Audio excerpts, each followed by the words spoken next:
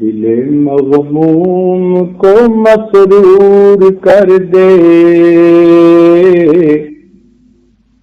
دل بے نور کو پر نور کر دے، دل مغموم کو مسرور کر دے۔ الحمدللہ وکفی وسلام علی عبادہ الذین اصطفی، اما بعد فاعوذ باللہ من الشیطان الرجیم، بسم اللہ الرحمن الرحیم۔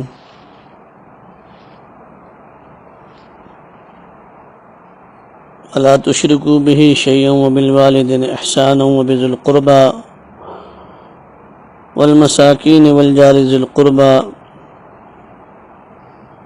والجار الجنب والصاحب بالجنب وابن السبیل وما ملکت ایمانکم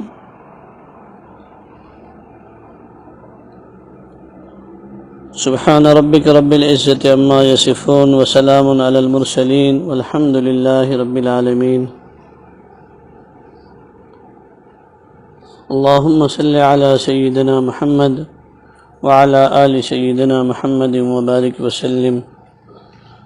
اللہم صل علی سیدنا محمد وعلی آل سیدنا محمد وبارک وسلم۔ اللہم صل علی سیدنا محمد وعلی آل سیدنا محمد وبارک وسلم۔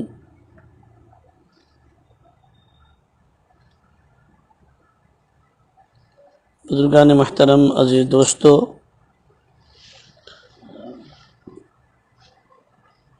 ایک بات ذہن میں رکھیں کہ اس دنیا میں جتنی محبتیں اور تعلقات ہیں، ان سب میں انسان کی کوئی نہ کوئی غرض ضرور وابستہ ہے۔ دنیا میں سے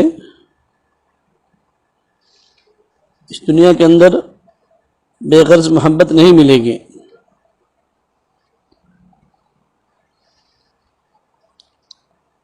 لیکن والدین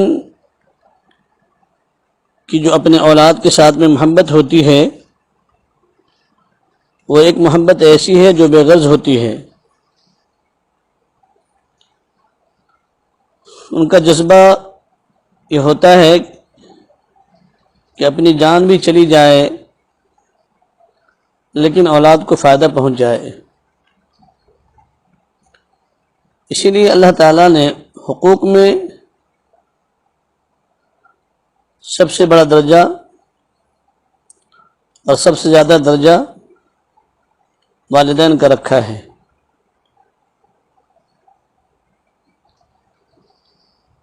علامہ نووی علیہ الرحمہ نے باضابطہ ایک باب قائم فرمایا ہے کہ جو والدین کے ساتھ حسن سلوک اور صلہ رحمی کے بیان ہی میں ہے۔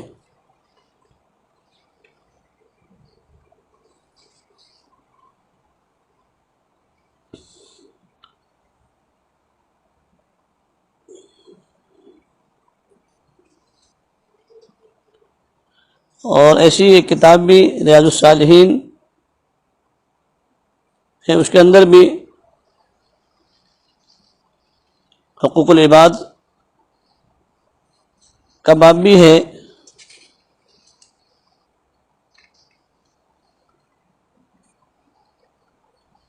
اور والدین کے تعلق سے بھی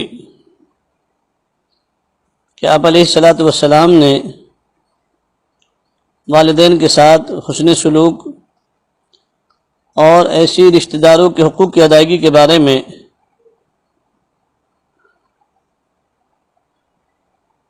بہت ساری آیات اور احادیث لائے ہیں، جس میں سے ایک حدیث یہ ہے کہ حضرت عبداللہ بن مسعود رضی اللہ تعالی عنہ جو راوی ہیں فرماتے کہ میں نے نبی کریم صلی اللہ علیہ وسلم سے پوچھا کہ اللہ تعالیٰ کو سب سے زیادہ محبوب عمل کون سا ہے؟ تو آپ علیہ السلام نے فرمایا کہ سب سے زیادہ محبوب عمل یہ ہے کہ نماز اپنے وقت پر ادا کی جائے۔ پھر میں نے پوچھا کہ نماز کے بعد سب سے زیادہ محبوب عمل کون سا ہے؟ تو آپ نے جواب میں فرمایا کہ والدین کے ساتھ حسن سلوک۔ فرماتے کہ پھر میں نے پوچھا کہ والدین کے ساتھ حسن سلوک کے بعد تیسرے نمبر پر محبوب عمل کون سا ہے؟ تو آپ علیہ السلام نے جواب میں فرمایا کہ اللہ کے راستے میں جہاد کرنا۔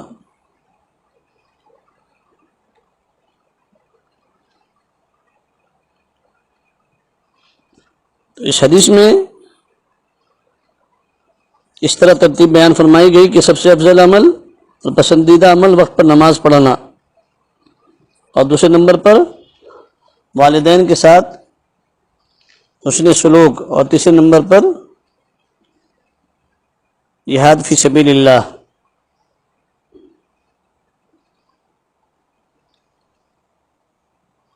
تو یہاں ایک بات یہ سمجھنے کی ہے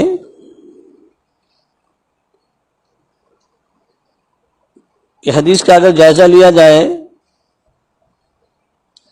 تو یہ نظر آتا ہے کہ بہت سے صحابہ کرام نے مختلف مواقع پر آن حضور صلی اللہ علیہ وسلم سے پوچھا کہ سب سے افضل عمل کون سا ہے۔ اس سے صحابہ کرام کی یہ فکر اور حرص کا پتہ چلتا ہے کہ وہ یہ چاہتے ہیں کہ جو عمل اللہ کے نزدیک سب سے زیادہ محبوب اور عمل افضل ہو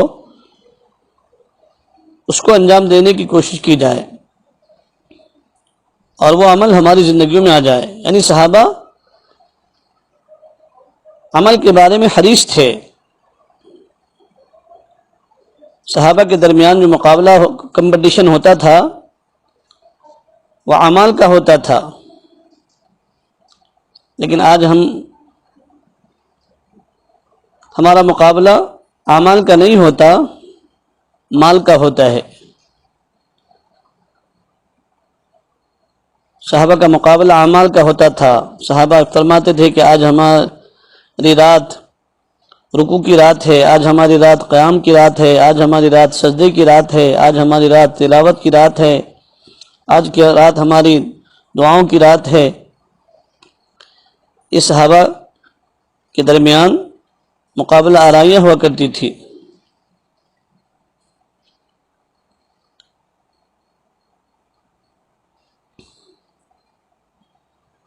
آج کل ہم لوگ فضائل کی احادیث میں پڑھتے رہتے ہیں کہ فلاں عمل میں یہ فضیلت ہے، فلاں عمل میں یہ فضیلت ہے، پڑھتے ہیں نا، سنتے بھی ہیں، لیکن اس کے بعد کما حقہ داعیہ پیدا نہیں ہوتا۔ لیکن صحابہ کے دلوں میں یہ داعیہ ہوا کرتا تھا۔ جیسے کہ حضرت عبداللہ بن عمر رضی اللہ عنہ کے سامنے حضرت ابو ہریرہ رضی اللہ عنہ نے یہ حدیث سنائی کہ رسول اللہ صلی اللہ علیہ وسلم نے ارشاد فرمایا کہ جو شخص اپنے مسلمان بھائی کی نماز جنازہ میں شریک ہو تو اس کو ایک قرات اجر ملے گا، اور قرات اس زمانے میں ایک پیمانہ تھا جس کے ذریعے سونا چاندی کو وزن کیا جاتا تھا۔ تو نماز جنازہ پڑھنے پر ایک قرات، اور جو شخص نماز جنازہ کے بعد اس کے پیچھے چلے تو اس کو 2 قرات ملیں گے، اور جو شخص اس کی تدفین میں بھی شامل ہو اس کو 3 قرات اجر ملیں گے۔ تو ویسے تو قرات ایک چھوٹا سا پیمانہ ہے، لیکن ایک دوسری حدیث میں آتا ہے کہ جنت کا قرات احد پہاڑ سے بھی بڑا ہے۔ تو جب یہ حدیث حضرت ابو ہریرہ رضی اللہ تعالیٰ عنہ نے سنائی تو حضرت عبداللہ بن عمر رضی اللہ عنہ نے فوراً افسوس کا اظہار کیا اور فرمایا کہ میں نے یہ حدیث پہلے نہیں سنی، جس کی وجہ سے ہم نے بہت سے قرات ضائع کر دیے۔ اللہ اکبر۔ یہ گویا کہ صحابہ ثواب کے اور اعمال کے جمع کرنے میں حریص تھے. فرما رہے کہ میں نے بہت سے قرات ضائع کر دیے کہ مجھے معلوم نہیں تھا کہ نماز جنازہ پڑھنے اور جنازے کے پیچھے چلنے اور پھر تدفین میں شرکت کرنے کی اتنی بڑی فضیلت ہے. اگر پہلے سے مجھے معلوم ہوتا تھا تو اس کا ضرور اہتمام کرتا. اس لیے ہمیں بھی اس کا اہتمام کرنا چاہیے اور ایک مسلمان کا حق بھی ہے.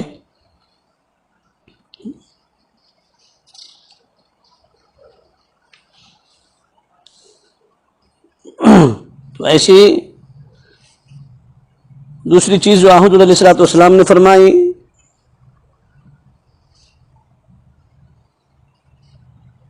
نماز کی افضلیت کے بارے میں پہلی چیز کہ سب سے افضل عمل کون سا ہے، تو حضور نے کیا فرمایا کہ نماز اپنے وقت پر ادا کی جائے. پھر دوسرا محبوب عمل والدین کی خدمت، حسن کے ساتھ حسن سلوک، اور تیسرے نمبر پر گویا کہ جہاد فی سبیل اللہ.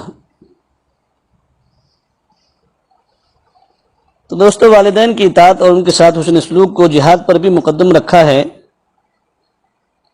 اس لیے بزرگوں نے لکھا ہے کہ جتنے حقوق العباد ہیں ان میں سب سے مقدم حق والدین کا ہے. اس سے واجب الاحترام حق دنیا میں کسی اور کا نہیں ہے، کیونکہ اللہ تعالیٰ نے والدین کو انسان کے وجود کا ذریعہ بنایا ہے نا. ہماری دنیا میں آنے کا ذریعہ ہمارے والدین بنے ہیں، اس لیے ان کا حق بھی سب سے زیادہ رکھا ہے. اللہ تعالیٰ نے ان کے ساتھ حسن سلوک کا اتنا بڑا اجر رکھا ہے کہ حدیث شریف میں آتا ہے کہ اگر کوئی شخص ایک مرتبہ اپنے والدین کو محبت کی نگاہ سے دیکھے تو اس کے بدلے میں اللہ تعالیٰ ان کو ایک حج اور عمرے کے برابر ثواب عطا فرماتے ہیں. ایک حج اور عمرے کے برابر ثواب عطا فرماتے ہیں ایک مرتبہ محبت کی نگاہ سے والدین کو دیکھنے پر. یہ دنیا کی جتنی محبتیں ہیں دوستو، یہ سب اغراض والی محبتیں ہیں. کوئی نہ کوئی غرض ضرور وابستہ رہتی ہے. اس دنیا میں بے غرض محبت نہیں ملے گی سوائے والدین کے. یعنی والدین کی اپنے اولاد کے ساتھ جو محبت ہوتی ہے نا، وہ بے غرض ہوتی ہے، بے لوث ہوتی ہے. اس محبت میں ان کا اپنا کوئی مفاد اور کوئی غرض شامل نہیں. اس کے علاوہ کوئی محبت بے غرض نہیں. چاہے وہ میاں بیوی کی محبت ہو، اس میں بھی غرض شامل ہے. کیوں؟ اس لیے کہ بیوی شوہر سے محبت کرے تو اس میں غرض شامل ہے. بھائی بھائی سے محبت کرے یا ایک دوست دوسرے دوست سے محبت کرے، ہے نا، کوئی نہ کوئی غرض شامل ہوتی ہے. غرض یہ کہ جتنے تعلقات ہیں سب کے اندر غرض شامل ہے. ان سب میں کوئی نہ کوئی غرض ضرور کار فرما ہوتی ہے. لیکن ایک محبت غرض سے پاک ہے اور وہ ہے ماں باپ کی محبت. یعنی ماں باپ اپنی اولاد سے جو محبت کرتے ہیں نا، اس میں ان کی ذات کی کوئی غرض شامل نہیں ہوتی. ان کا جذبہ تو ہوتا ہے کہ اپنی جان بھی چلی جائے لیکن اولاد کو فائدہ پہنچ جائے. اسی لیے اللہ تعالیٰ نے حقوق میں ان کا درجہ سب سے زیادہ رکھا اور جہاد فی سبیل اللہ پر بھی اس کو مقدم فرمایا ہے. دیکھو نا، ہم جب شکم مادر میں ہوتے ہیں تو والدین کو کتنی تکلیف اٹھانی پڑتی ہے، کتنی تکالیف والدین اٹھاتی ہے، ہمارے بوجھ کو برداشت کرتی ہے. پھر جب ہماری پیدائش کا وقت ہوتا ہے، اس وقت میں موت اور حیات کے درمیان میں ان کی زندگی ہوتی ہے. پھر اس کے بعد سے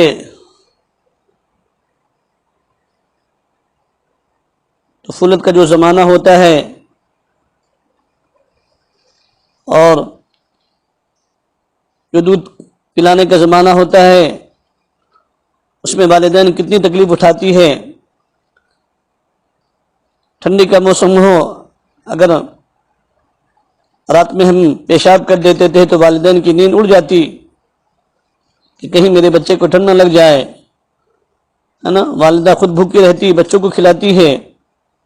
والدین خود پیاسے رہتے ہیں، اپنے بچوں کو پلا دیتے ہیں، اپنی بھوک کو برداشت کر لیتے ہیں، ہے نا. لیکن بچے کی بھوک کو اور بچے کی پیاس کو دیکھنا گوارا نہیں کرتے. حدیث میں آتا ہے نا کہ ایک صحابی حضور صلی اللہ علیہ وسلم کی خدمت میں حاضر ہوئے اور آ کر عرض کیا کہ یا رسول اللہ، میرا دل بہت چاہتا ہے کہ میں اللہ کے راستے میں جہاد کروں، اور جہاد سے میرا مقصد صرف یہ ہے کہ اللہ تعالیٰ مجھ سے راضی ہو جائیں اور اس پر مجھے اجر و ثواب عطا فرمائے. صرف اسی غرض سے جہاد میں جانا چاہتا ہوں. تو نبی علیہ الصلوۃ والسلام نے فرمایا کیا تم واقعی ثواب حاصل کرنے کے لیے جا رہے ہو؟ تو انہوں نے جواب دیا کہ ہاں رسول اللہ صلی اللہ علیہ وسلم، میں صرف ثواب حاصل کرنا چاہتا ہوں. تو آپ علیہ السلام نے فرمایا کہ تمہارے والدین زندہ ہیں؟ تو انہوں نے عرض کیا کہ یا رسول اللہ، میرے والدین زندہ ہیں. تو آپ نے فرمایا کہ جاؤ اور جا کر ان کی خدمت کرو، اس لیے کہ اگر تمہیں اجر حاصل کرنا ہے تو پھر والدین کی خدمت کر کے تمہیں جو حاصل ہوگا وہ اجر جہاد سے بھی حاصل نہیں ہوگا. والدین کی خدمت کر کے جو تمہیں اجر حاصل ہوگا نا، وہ اجر وہ ثواب جہاد سے بھی حاصل نہیں ہوگا. اللہ اکبر. یعنی جا کر ان کی خدمت کر کے جہاد کرو. ان روایت میں والدین کی خدمت کو جہاد سے بھی زیادہ فوقیت عطا فرمائی ہے. اس لیے ایک بڑے اللہ والے عارف باللہ حضرت ڈاکٹر عبدالحی صاحب رحمۃ اللہ علیہ فرمایا کرتے تھے کہ شوق پورا کرنے کا نام دین نہیں ہے، دین تو اتباع کا نام ہے. اللہ اور اللہ کے رسول صلی اللہ علیہ وسلم کی اتباع کا نام دین ہے. یہ دیکھو کہ اللہ اور اللہ کے رسول کی طرف اس وقت کا کیا تقاضا ہے، اس تقاضے کو پورا کرو، اس کا نام دین ہے. اس کا نام دین نہیں کہ مجھے فلاں چیز کا شوق ہو گیا ہے، اس کو پورا کر رہا ہوں. مثلا کسی کو اس بات کا شوق ہو گیا کہ میں ہمیشہ صف اول میں نماز پڑھوں، کسی کو اس بات کا شوق ہوگا کہ میں جہاد پر جاؤں، کسی کو اس بات کا شوق ہو گیا کہ میں تبلیغ دعوت کے کام میں جاؤں. اگرچہ یہ سب کام دین کے کام ہیں اور باعث اجر ثواب ہے، لیکن یہ دیکھنا ہے کہ اس وقت کا تقاضا کیا ہے. مثال کے طور پر گھر کے اندر والدین بیمار ہیں اور انہیں ہماری خدمت کی ضرورت ہے، لیکن تمہیں اس بات کا شوق لگا ہوا ہے کہ صف اول میں جا کر جماعت سے نماز پڑھیں، اور والدین اتنے بیمار ہیں کہ حرکت کرنے کے قابل نہیں، اور اب اس وقت میں تمہارے لیے اللہ کی طرف سے تقاضا یہ ہے کہ صف اول کی نماز چھوڑ دو اور والدین کی خدمت انجام دو اور ان کے ساتھ حسن سلوک کرو. اور ایسے موقع پر نماز گھر کے اندر تنہا پڑھ لو. اب اگر اس وقت تم نے والدین کو اس حال میں چھوڑ دیا کہ وہ حرکت کرنے کے قابل بھی نہیں تھے، اور تم اپنا شوق پورا کرنے اپنا شوق پورا کرنے کے لیے مسجد چلے گئے اور صف اول میں جا کر شامل ہو گئے، تو فرمایا یہ دین کی اتباع نہیں ہوئی، بلکہ اپنا شوق پورا کرنا ہوگا.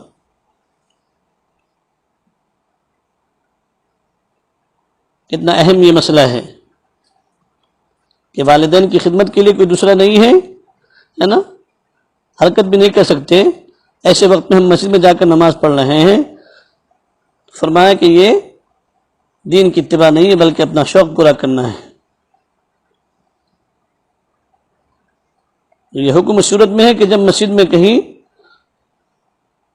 دور ہے، مسجد میں آنے جانے میں وقت لگے گا، ہے نا، اور والدین کی حالت ایسی ہے کہ ان کو تکلیف ہوگی، ہاں لیکن مسجد گھر کے قریب ہے، اور والدین کی حالت ایسی ہے کہ ان کو بیٹھنے کی تھوڑی دیر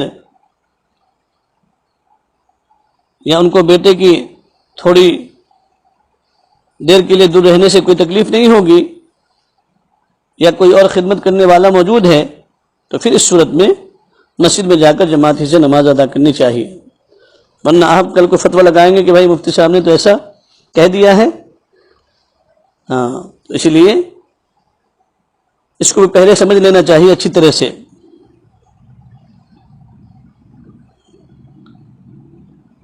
ایک بڑے عالم باللہ حضرت مولانا مسیح اللہ خان صاحب جلال آبادی رحمۃ اللہ علیہ اس کو مثال دی ہے، فرمایا کہ فرض کریں کہ ایک ویران جنگل میں ایک شخص اور صرف اس کی بیوی ہے اور کوئی شخص قریب میں موجود نہیں، اور اس حالت میں نماز کا وقت ہو گیا اور مسجد آبادی کے اندر فاصلے پر ہے۔ اب یہ شخص اپنی بیوی سے کہتا ہے کہ چونکہ نماز کا وقت ہو گیا ہے اس لیے میں مسجد میں جا کر جماعت سے نماز ادا کروں گا، اور اس کی بیوی کہتی ہے کہ اس ویرانے نے جنگل کے اندر میں تنہا ہوں، کوئی پاس نہیں ہے، اب اگر تم نماز کے لیے دور آبادی میں چلے گئے تو اس ویرانے میں خوف کی وجہ سے میری تو جان نکل جائے گی۔ لیکن شوہر کہتا ہے کہ نہیں، جماعت سے صف اول میں نماز پڑھنے کی بڑی فضیلت ہے، تو میں تو صف اول میں جماعت کے ساتھ نماز ادا کروں گا اور اس فضیلت کو میں حاصل کروں گا چاہے کچھ بھی ہو جائے۔ تو حضرت نے فرمایا کہ یہ دین نہ ہوا، یہ دین نہیں ہوا، یہ تو صف اول میں نماز پڑھنے کا شوق ہو گیا، اس شوق کو پورا کر رہا ہے، اس لیے کہ اس وقت دین کا تقاضا یہ ہے کہ جماعت کی نماز چھوڑیں اور وہیں پر تنہا نماز پڑھ لیں۔ اگر ایسا نہیں کریں گے تو پھر اپنا شوق پورا کرنا ہوگا، اللہ کے رسول صلی اللہ علیہ وسلم کی اطاعت نہیں ہوگی، ہے نا؟ یا گھر میں والدین بیمار ہیں، بیوی بچے بیمار ہیں اور ان کو آپ کی خدمت کی ضرورت ہے نا، لیکن آپ کو تبلیغ میں جانے کا شوق ہو گیا اور آپ نے کہا کہ میں تبلیغ میں جانا چاہتا ہوں، ہے نا؟ دیکھیے ویسے دعوت و تبلیغ میں جانا بڑا ثواب کا کام ہے نا، کوئی اس کا منکر نہیں ہے، لیکن اس حالت میں کہ جب والدین یا بیوی بچوں کو تمہاری خدمت کی ضرورت ہے اور تمہاری خدمت کے بغیر ان کا کام نہیں چلے گا، تو اس حالت میں یہ اپنا شوق پورا کرنا ہوگا، یہ دین کا تقاضا نہیں ہوگا، اور دین اپنا شوق پورا کرنے کا نام نہیں ہے دوستو، بلکہ اللہ اور اللہ کے رسول صلی اللہ علیہ وسلم کا حکم ماننے کا نام دین ہے۔ جس وقت جس کام کا تقاضا ہے اس وقت میں اس کو انجام دے تو یہ دین ہوگا۔ یہ فرما رہے ہیں اتنے بڑے اللہ والے، اتنے بڑے عارف باللہ،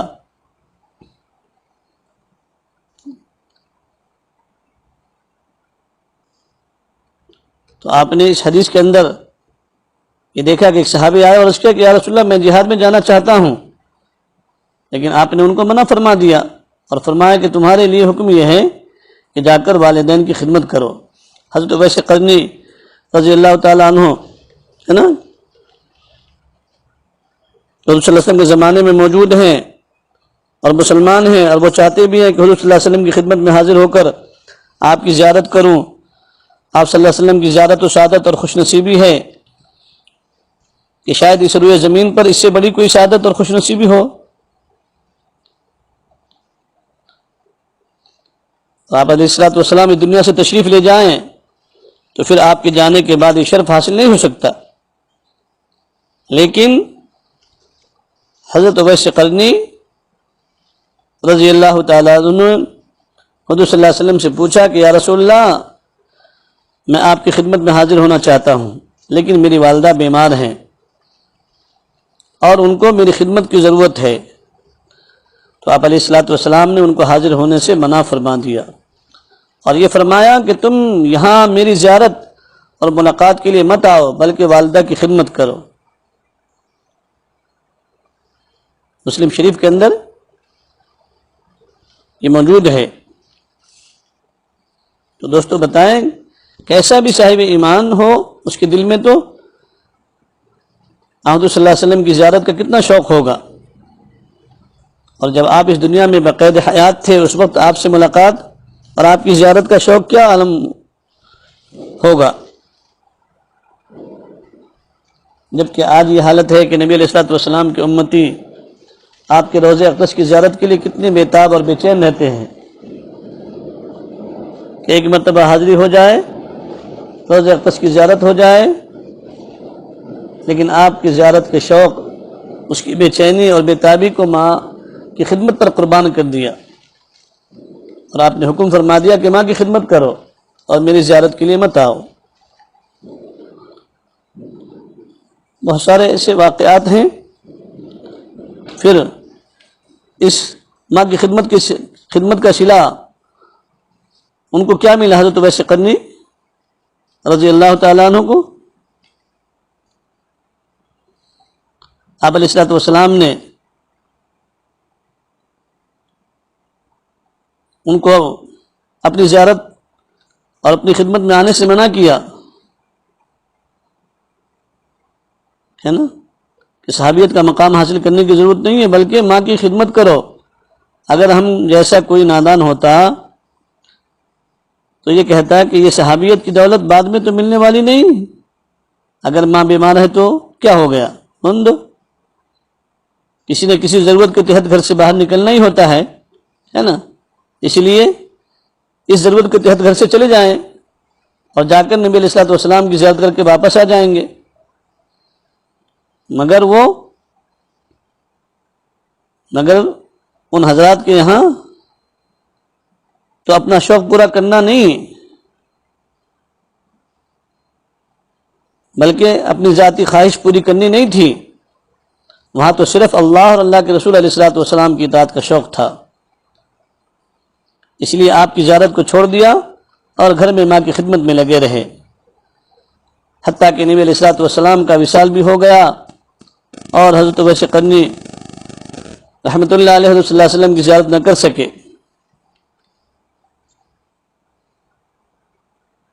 پھر اللہ تعالیٰ نے حضرت اویس قرنی رضی اللہ عنہ کو ماں کی خدمت کا یہ صلہ عطا فرمایا کہ حضور علیہ الصلوۃ والسلام نے حضرت عمر فاروق رضی اللہ عنہ سے فرمایا کہ اے عمر، کسی زمانے میں قرن یعنی یمن کے علاقے سے ایک آدمی مدینہ آئے گا اور جس کے یہ اوصاف یعنی یہ حلیہ ہوگا، جب یہ آدمی تمہیں مل جائے تو اے عمر اپنے حق میں ان سے دعا کرانا، اس لیے اللہ تعالیٰ ان کی دعائیں قبول فرمائیں گے۔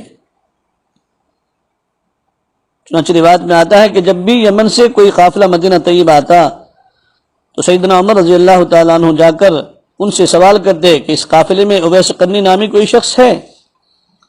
جب ایک مرتبہ قافلہ آیا اور آپ کو معلوم ہو گیا کہ اس میں اویس قرنی تشریف لائے ہیں تو آپ بہت خوش ہوئے، جا کر ان سے ملاقات کی اور ان کا نام دریافت کیا، اور جو حلیہ نبی علیہ الصلوۃ والسلام نے بتلایا تھا وہ حلیہ بھی موجود تھا، جو شکل صورت حضور علیہ الصلوۃ والسلام نے بتلائی تھی۔ پھر آپ نے ان سے درخواست کی کہ آپ میرے حق میں دعا فرمائیں۔ حضرت اویس قرنی نے سوال کیا کہ آپ مجھ سے دعا کرانے کیوں تشریف لائے؟ اس پر حضرت عمر رضی اللہ تعالیٰ عنہ نے فرمایا کہ نبی علیہ الصلوۃ والسلام نے مجھے یہ وصیت فرمائی تھی کہ جب قرن سے یہ صاحب آئیں تو ان سے اپنے حق میں دعا کرانا، اللہ تعالیٰ ان کی دعا قبول فرمائیں گے۔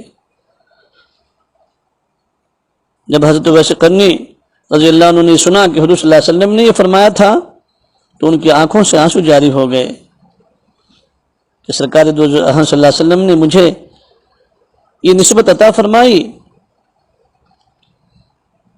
تو اندازہ لگائیے دوستو، حضرت عمر فاروق رضی اللہ تعالیٰ عنہ جیسے جلیل القدر صحابہ سے کہا جا رہا ہے کہ اپنے حق میں دعا کراؤ، یہ چیز ان کو کس طرح حاصل ہوئی؟ صرف والدہ کی خدمت اور نبی علیہ الصلوۃ والسلام کی اطاعت کی بدولت حاصل ہوئی۔ انہوں نے یہ دیکھا کہ میرا آقا صلی اللہ علیہ وسلم نے مجھے جس چیز کا حکم دیا ہے اب بس مجھے اس پر عمل کرنا ہے، چاہے کچھ بھی ہو جائے۔ یہ ہے صحابہ کرام کی اتباع آپ علیہ الصلوۃ والسلام کی اور صحابہ کرام کی جانثاری۔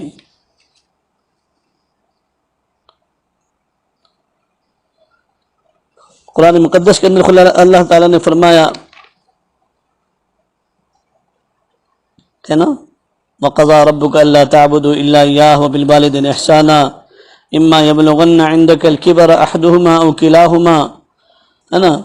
پھر قرآن مقدس کے اندر اللہ تعالیٰ نے فرمایا وَقُلْ رَبِّ ارْحَمْهُمَا كَمَا رَبَّيَانِي صَغِيرًا وَقَضَىٰ رَبُّكَ أَلَّا تَعْبُدُوا إِلَّا إِيَّاهُ وَبِالْوَالِدَيْنِ إِحْسَانًا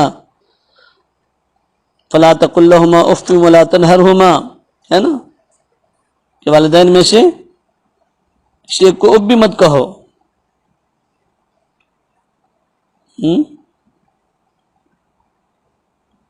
کتنا اللہ تعالیٰ نے عجیب انداز میں فرمایا کہ اگر تمہاری زندگی میں تمہارے والدین بڑھاپے کو پہنچ جائیں تو پھر ان والدین کو کبھی اف بھی مت کہنا۔ اور بڑھاپے کا ذکر اس لیے کیا ہے نا دوستوں کہ جب ماں باپ بوڑھے ہو جاتے ہیں نا تو بڑھاپے کے اثر سے بعض اوقات ذہن نارمل نہیں رہتا، اس کی وجہ سے بعض اوقات غلط سلط باتوں پر اصرار بھی کرتے ہیں، چڑچڑا پن بھی آ جاتا ہے نا۔ اسی لیے تو اللہ تعالیٰ نے باضابطہ دعا سکھائی وَقُلْ رَبِّ ارْحَمْهُمَا كَمَا رَبَّيَانِي صَغِيرًا۔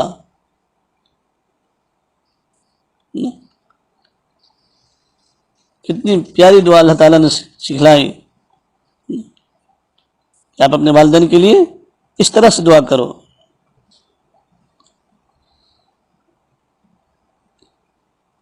کہ ہمارے رب آپ ان پر رحمت فرمائیے جس طرح انہوں نے مجھے بچپن میں پالا تھا۔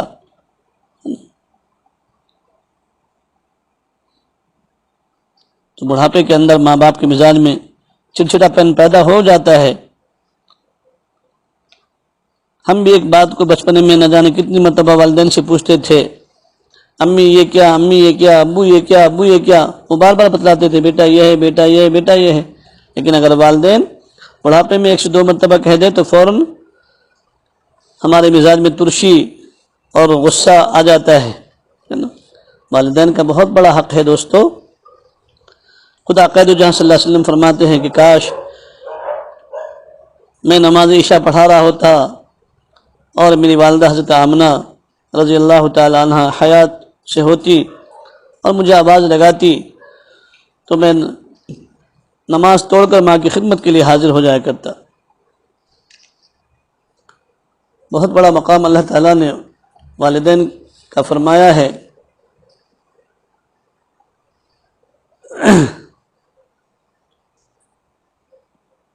حضرت امام شافعی رحمۃ اللہ علیہ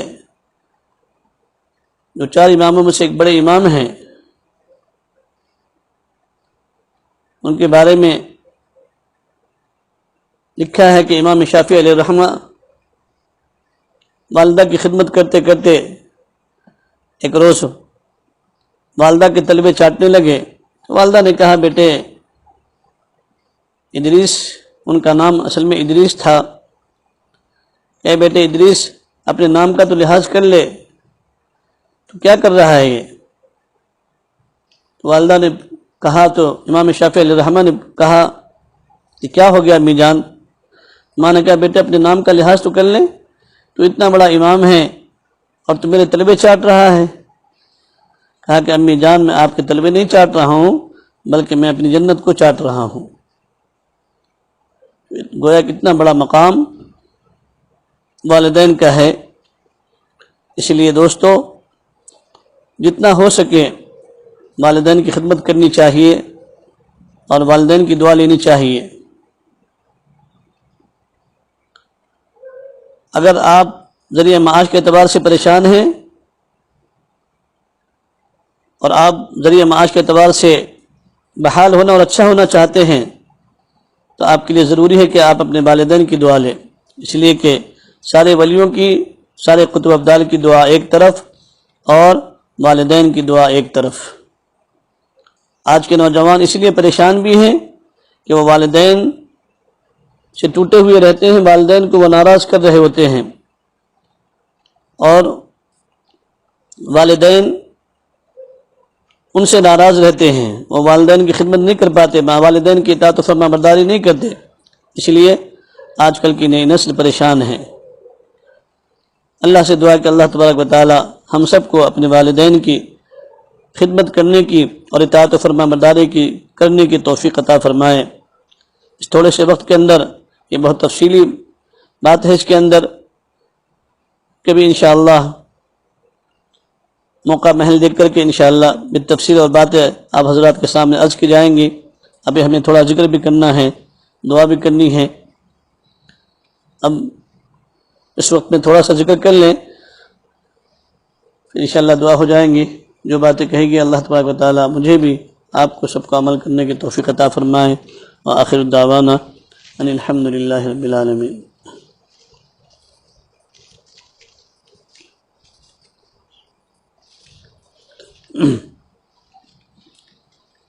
درود شریف پڑھ لیں۔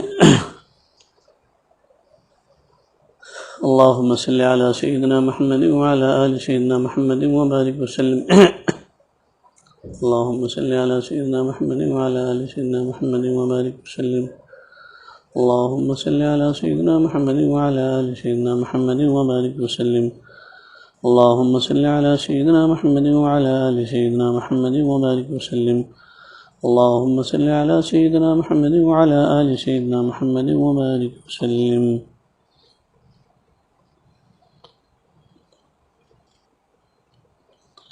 بس مراقبہ کر لیں، تھوڑی دیر مراقبہ کر لیں، آنکھوں کو بند کر لیں، دل کی طرف گردن جھکا لیں، تصور کریں، خیال کریں کہ اللہ کی رحمت آ رہی ہے، دل میں سما رہی ہے، دل کی سیاہی ظلمتیں دور ہو رہی ہے۔ شکرانے کے طور پر دل کہہ رہا ہے اللہ اللہ اللہ، اور اس کو میں اپنے کانوں سے سن رہا ہوں۔ اس تصور کے ساتھ میں مراقبہ کر لیں۔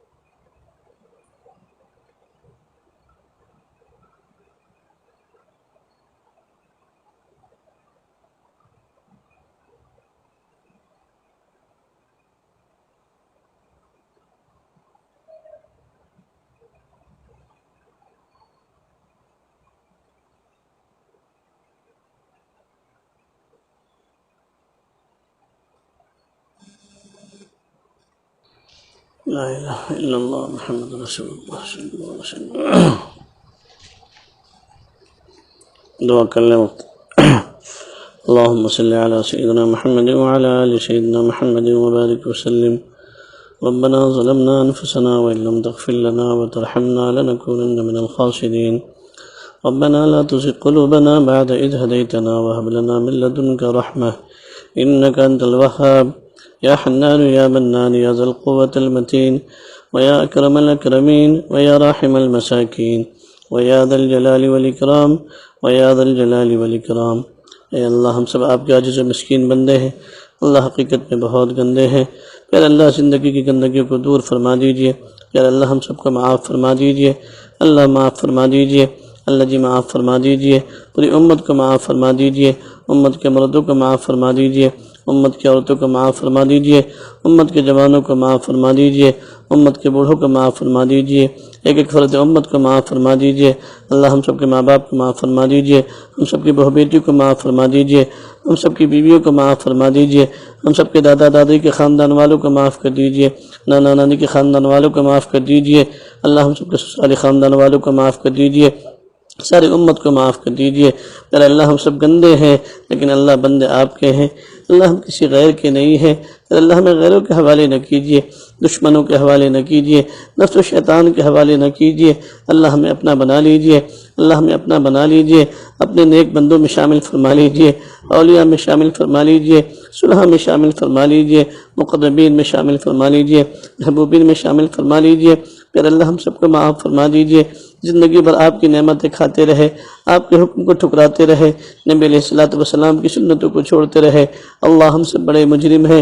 پھر اللہ اقراری مجرم بن کر مولا آپ کے سامنے ہاتھ پھیلائے ہیں. پھر اللہ ہم سب کو معاف کر دیجئے. اللہ جتنے مولا کریم اللہ اس دعا کے اوپر ہاتھ اٹھائے بیٹھے ہیں. پھر اللہ ماں بہنیں بیٹھی ہوئی ہیں. اللہ سب کو معاف فرما دیجئے. سب کی جائز تمنا کو پورا فرما دیجئے.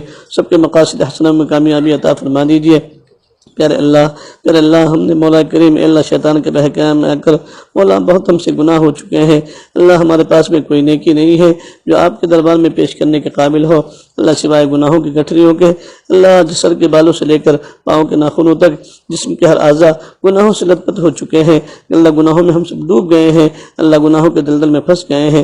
پھر اللہ اپنی رحمت کی رسی ڈال کر کے ہم سب کو گناہوں کے دلدل سے نکال لیجئے. اللہ جی معاف فرما دیجئے. پھر اللہ معاف فرما دیجئے. آپ بڑے پیارے اللہ ہیں. آپ بڑے کریم ہیں. آپ بڑے رحیم ہیں. آپ بڑے ستار ہیں. بڑے غفار ہیں. آپ کی ستاری تو ہے کہ مولا کریم ہم دنیا میں چل پھر لے رہے ہیں. ورنہ مولا ہمارے گناہ تو اس قابل تھے کہ آپ اگر چاہتے تو ہم زمین میں دھسا دیے جاتے. ہماری آنکھیں پھوڑ دی جاتی. ہمارے ہاتھ توڑ دیے جاتے. پیارے اللہ ہم تنہائی میں تھے. موبائلوں پر گناہ کرتے رہے. پیارے اللہ موبائلوں پر گناہ کرتے رہے. آنکھوں کا بھی زنا کرتے رہے. ہاتھوں سے زنا کرتے رہے. اللہ کانوں سے زنا کرتے رہے. پھر اللہ سب گناہوں کے اندر ملوث رہے. پھر اللہ بس آپ کی کریمی نے آپ کی ستاری نے ہم پر ستاری کا معاملہ کیا. پھر اللہ آپ ہمیں معاف فرما دیجئے. جیسے آج تک آپ نے سب گناہوں کے باوجود اللہ نبھایا ہے. پھر اللہ قبر میں نبھا لیجئے گا. حشر میں نبھا لیجئے گا. پوری صراط پر نبھا لیجئے گا. میدان محشر میں نبھا لیجئے گا. پھر اللہ معاف فرما دیجئے. اللہ ساری امت کو معاف فرما دیجئے. ساری امت کی بگڑی بنا دیجئے. اللہ امت یتیم ہو چکی ہے. امت کا سویا ہوا مقدر پھر سے سوار دیجئے. اللہ امت کی کشتی بھور میں پھنس چکی ہے. اللہ امت کی کشتی کو پار لگا دیجئے. امت کی کشتی کے کھیون ہار بن جائیے. پیار اللہ سب کو معاف فرما دیجئے. اللہ ہمارے مدارس مساجد خانقاہ مکاتب قرآنیہ دین کے تمام مراکز تمام ٹھیک کی حفاظت فرما لیجئے. اللہ دارالعلوم دیوبند کی حفاظت فرما لیجئے. نظام الدین کی چہار دیواری کی حفاظت فرما لیجئے. یا اللہ امت کے ایک بیماروں کو شفا دے دیجئے. ایک بے اولادوں کو انشاء اللہ اولاد دے دیجئے. بے گھروں کو گھر دے دیجئے. بے روزگار کو حلال روزی نصیب فرما دیجئے. مقروضین کی قرضوں کی ادائیگی کی شکل اور صورتیں پیدا فرما دیجئے. پھر اللہ جو ناجائز مقدمات میں ماخوذ ہیں پھنسے ہوئے ہیں پھر اللہ ان سب کو باعزت بری فرما دیجئے. اللہ جن کے اولادیں نافرمان ہیں اولادوں کو فرما بردار بنا دیجئے. ماں باپ کی آنکھوں کی ٹھنڈک بنا دیجئے. نیکوکار صالح بنا دیجئے. اللہ جن کی شادی ہو کر زمانہ بیت گیا پھر اللہ ان کی گودیں اولاد سے محروم ہیں پھر اللہ ان سب کی گودوں کو ہرا بھرا کر دیجئے. پھر اللہ ان سب کی گودوں میں اولاد عطا فرما دیجئے. پھر اللہ بھائی محسن کو نیک صالح اولاد عطا فرمائیے. حاجی محمد علی کو نیک صالح اولاد عطا فرمائیے. اللہ زید کو، زاہد کو، جویریہ کو، زبیر کو سب کو نیک صالح اولاد عطا فرمائیے. اللہ لبنہ کو بھی نیک صالح اولاد عطا فرمائیے، بھائی توحید کو بھی نیک صالح اولاد عطا فرمائیے، بھائی صدام کو اللہ پور کو بھی نیک صالح اولاد عطا فرمائیے، جعفر کو بھی نیک صالح اولاد عطا فرمائیے، بھائی آصف بیجاپور کو بھی نیک صالح اولاد عطا فرمائیے، بھائی مہتاب بیلگام اللہ ان کو بھی نیک صالح اولاد عطا فرمائیے، اللہ بھائی عمران دستگیر اللہ ان کو بھی نیک صالح اولاد عطا فرمائیے، اللہ جن جن بھائیوں نے بہنوں نے مولا کریم نے اللہ نیک صالح اولادوں کی دعاؤں کی درخواست کی ہے، پھر اللہ ان سب بھی اولادوں کو نیک صالح اولاد عطا فرما دیجیے، اللہ اولادوں کو نیک صالح اولاد عطا فرما دیجیے، پھر اللہ بھائی جعفر کو بھی نیک صالح اولاد عطا فرمائیے، پھر اللہ ہم سب کو معاف فرما دیجیے، پھر اللہ جو بے گھر ہے انہیں گھر عطا فرما دیجیے، جو پریشان حل ان کی پریشانی کو دور فرما دیجیے، اللہ ہمارے بھائی آصف درواز کر مولا کریم ان کو بھی نیک صالح اولاد عطا فرمائیے، اللہ جو آنکھوں کی ٹھنڈک بنے ایسی نیک صالح اولاد عطا فرمائیے، پھر اللہ ہم سب کی اولادوں کو فرما بردار بنا دیجیے، اللہ ہمارے گناہوں کی نحوست کی وجہ سے ہماری اولادوں کو نافرمان نہ بنائیے، پھر اللہ فرما بردار بنا دیجیے، پھر اللہ معاف فرما دیجیے، پھر اللہ پوری امت کی حفاظت فرما لیجیے، پھر اللہ تمام دینی اداروں کی حفاظت فرما لیجیے، اللہ دینی شعبے میں کام کرنے والوں کی حفاظت فرما لیجیے، اللہ دینی شعبے میں کام کرنے والوں کو رفیق دوست پر کر کام کرنے کی توفیق عطا فرمائیے، اللہ فرق بننے سے سب کی حفاظت فرما لیجیے، پھر اللہ بہت سارے بھائیوں نے بیماروں کی دعاؤں کی درخواست کی ہے، ان سب بیماروں کو شفا عطا فرمائیے، اللہ بھائی عبدالواحد کے بچے کو بھی شفا عطا فرمائیے، صحت کلی عطا فرمائیے، اللہ محمد قاسم کو نیک اللہ شفا عطا فرمائیے، صحت تندرستی عطا فرمائیے، پھر اللہ شیما کو سمیہ کو پھر اللہ شفا کاملہ عاجلہ دائمہ عطا فرمائیے، اللہ صحت کلی عطا فرمائیے، اللہ آسیہ کو بھی شفا کاملہ عاجلہ عطا فرمائیے، پھر اللہ جن جن بھائیوں نے بہنوں نے اللہ بیماروں کی دعاؤں کی درخواست کی ہے ان سب کو شفا کاملہ عاجلہ دائمہ مستمرہ نصیب فرمائیے، اللہ ہمارے بھائی سہیل کو صحت تندرستی عطا فرمائیے، بھائی شکیل کو بھی صحت تندرستی عطا فرمائیے، چچا شفیق کو بھی صحت تندرستی عطا فرمائیے، اللہ ان سب کی ان کے اہل خانہ کی مولا کریم اللہ جان کی مال کی عزت کی آبرو کی دکان کی مکان کی کاروبار کی حفاظت فرما لیجیے، اللہ ان کی ہوٹل کی بھی اللہ ہر طریقے سے حفاظت فرما لیجیے، حاسدوں کے کثرت سے حفاظت فرمائیے، شریروں کی شرارت سے حفاظت فرمائیے، فتنوں کے فتنوں سے حفاظت فرمائیے، اللہ بھائی سبیل بھائی امتیاز بھائی نحال مولا کریم سب کو صحت کاملہ عاجلہ دائمہ مستمرہ نصیب فرمائیے، اللہ بھائی عبدالرب طویل بھائی عبدالعزیز بھائی درباز کر عبدالرحمن بھائی درباز کر اللہ ان سب کے اہل خانہ کے سب کی جائز تمنا کو پوری فرما دیجیے، سب کو صحت کاملہ عاجلہ دائمہ مستمرہ نصیب فرما دیجیے، اللہ ہماری خانقاہ فیض صالحین کی تعمیر ترقی کے لیے غیب سے اسباب مہیا فرما دیجیے، جامعہ حضرت عائشہ علیہ البنات کے لیے اللہ اس کی تعمیر ترقی کے لیے غیب سے اسباب مہیا فرما دیجیے، اللہ ان دونوں جگہ کے ذمہ داران کو اللہ محسنین معابرین کو مولا جزا خیر عطا فرما دیجیے، سب کو قبول فرما لیجیے، اللہ ان سب کو بہترین جزا خیر عطا فرمائیے، ان سب کے کاروبار میں برکت عطا فرمائیے، ترقیات سے اللہ سب کو مالا مال فرمائیے، اللہ ہماری والدہ کو بھی صحت تندرستی عطا فرمائیے، بہنوں کو صحت تندرستی عطا فرمائیے، بھائی کو بھی صحت تندرستی عطا فرمائیے، اللہ مجھے ناکارہ اللہ اس کو بھی صحت شفا کامل عاجلہ عطا فرمائیے،